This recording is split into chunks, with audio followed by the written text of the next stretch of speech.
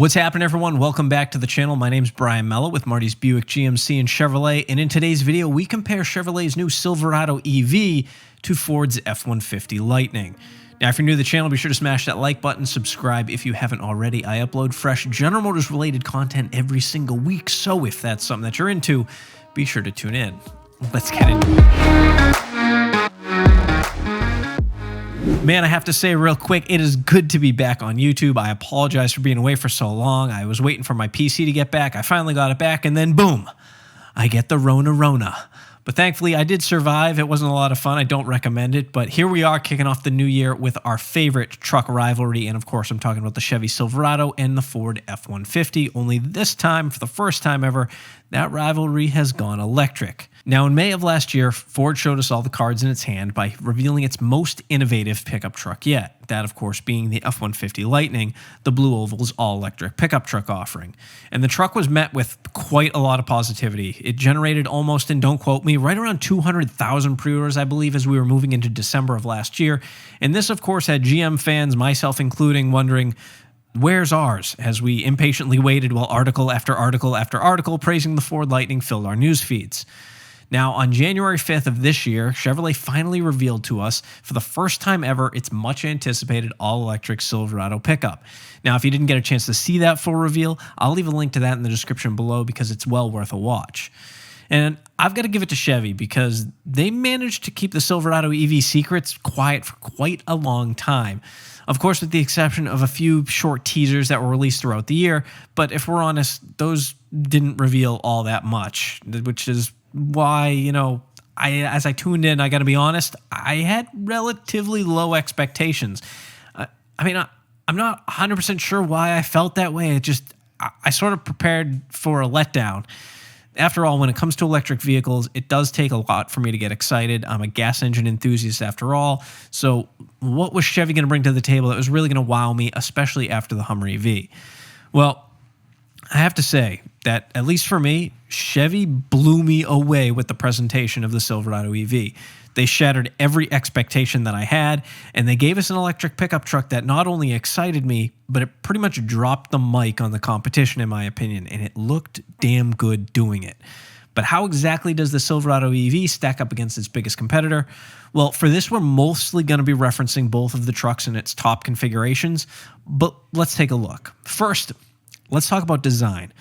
Ford and Chevy took vastly different approaches when it came to the look of their trucks. Ford stuck with the more traditional look, sharing most of its styling with its gas-powered counterpart, while Chevrolet created an entirely new design from the ground up, giving potential buyers something that feels much more new, in my opinion, while still managing to maintain some of that Chevy truck DNA that fans have come to love over the years.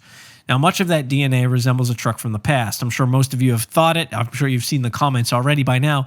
And that truck would be one that I actually created a Would You Buy One video recently on, and that would be the Chevrolet Avalanche. I'm actually a bit surprised, given the look of the truck, that Chevy didn't just resurrect that nameplate for this, calling it the Avalanche EV or maybe something like Avalanche E, but perhaps they have plans for that nameplate later on. I guess time will tell. But arguably the most important number when it comes to consumers, when it comes to EVs, is range. And Chevy touted the Silverado EV's range of 400 miles, a whopping 100 miles more than Ford's estimate for the Lightning. Now, that's a major blow to the Blue Oval, and one that consumers are sure to keep note of. Now, when it comes to charging, the Silverado gets yet another advantage with its ability to accept a higher charge rate of 350 kilowatts versus just 150 kilowatts on the Lightning. This advantage allows the Silverado to replenish 100 miles of range in just 10 minutes of charging time, which is not too shabby if you ask me. As for onboard electricity, the Silverado EV offers 10.2 kilowatts, once again besting the Lightning's 9.6. And then after range, we've got power, and the Silverado EV's got plenty of it. Coming in at 664 horsepower and 780 pound-feet of torque, it beats out the Lightning with 101 more horsepower and 5 more pound-feet of torque. Now, as for towing, both trucks will tow up to 10,000 pounds. However, Chevy did mention in the reveal that they're working on an EV version that will have the ability to tow, wait for it, 20,000 pounds. How exactly that's going to affect the truck's range, well, obviously that's a concern for consumers, but we'll just have to wait and see how that all pans out. Now, payload rating, this was a little bit of an interesting one. Payload rating on the top tier Lightning comes in at 1,800 pounds, whereas the Silverado EV is at just 1,300. Now, this is possibly the only real advantage that I found when it comes to choosing which truck is best suited for your needs. You know, if you're going to be putting a ton of weight in the bed, perhaps the Lightning is going to have to be where you go. But other than payload, I'd say the Silverado EV kind of runs away with this. So let's talk about suspension system. Both trucks have fully independent suspension. However, the Silverado EV does have the advantage of adaptive air suspension as well as four-wheel steering, two things that the Lightning does not offer at all. The bed of the Silverado EV might just be the most interesting part. Coming in at 5 foot 11 inches in comparison to the Lightning's 5 foot 5 inch bed, the Silverado EV includes the multi-flex midgate, previously seen on the Chevy Avalanche. This actually allows you to slide larger cargo into the truck's cabin, giving you an even more bed capacity, allowing you to carry items up to 10 feet 10 inches long, legally. Add to that the multi-flex tailgate, and the versatility of the bed might just be one of the biggest selling points of the Silverado EV. Now, as far as pricing goes, the first edition Silverado EV is far from a budget truck, coming in at $105,000, and we're talking USD.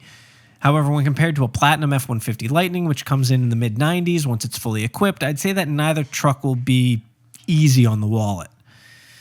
Now, I'm more than well aware that when it comes to these two trucks, I'm more than openly biased. After all, I work for a GM Auto Group, and in fact, I managed to be one of the few lucky people to score a reservation for the first edition Silverado EV before it sold out in just 12 minutes. But when I look at these two trucks, all bias aside, I can't help but feel that the Silverado EV's premium price tag is much more justified than the Lightning's. Now, beyond just the specs, the design itself, especially when it comes to the interior, the Silverado, in my opinion, just knocks everything out of the park. Comparing the Silverado EV's interior to the Lightning just doesn't even seem like it's much of a comparison, in my opinion. The Lightning looks like just another tablet slap Tesla wannabe with little to no thought behind the design, while the Silverado looks as though it was thoughtfully and purposefully designed with intention. But once again, I'm openly biased, so take that for what it is. Keep in mind also that although both trucks will have the autonomous driving capability, I believe as of now, GM is the only one with the ability to do so while towing. So just something else to think about when you're considering spending $100,000 on a truck. As always, I'd like to thank you all for watching. If you made it this far into the video and it helped you out in any way, if you could do me a huge favor and just slap that like button or smash the like button or however you want to do it. Subscribe if you haven't already. Check out my friends over at gmpartsdepartment.com for all your GM OEM parts needs, and I will catch you all in the next video. Thanks again, guys. It's great to be back, and take care.